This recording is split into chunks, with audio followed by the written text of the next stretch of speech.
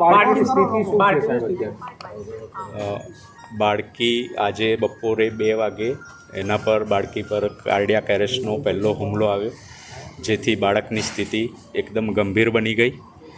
અમારા ડૉક્ટર્સની નિષ્ણાત ટીમ દ્વારા એને સારવાર આપવામાં આવી, એટલે પેશન્ટ પાછું સ્ટેબલ થઈ ગયું. પરંતુ ત્યારબાદ 5:15 બાળકીને ફરીથી બીજો કાર્ડિયાક એરેસ્ટનો હુમલો આવ્યો, જે દરમિયાન પણ અમારા નિષ્ણાત ટીમો ઉપલબ્ધ જ હતી અહીંયા. એ લોકોએ સારવાર આપી, એકદમ ઉચ્ચ કક્ષાની સારવાર આપી, પરંતુ આશરે 6:15 વાગે બાળકીએ દમ તોડી લીધો છે, મરણ જાહેર કરેલ છે. સર, હવે આગળ શું પ્રોસિજર? અને પોલીસની જે રીતે કાર્યવાહી હોય, કાયદાકીય રીતે જે બી કાર્યવાહી કરવાની થશે એ બધી કરવાની છે. પોસ્ટમોર્ટમ સર, એટલે એટેકના કારણે એનું અવસાન થયું છે, કાર્ડિયાક અરેસ્ટ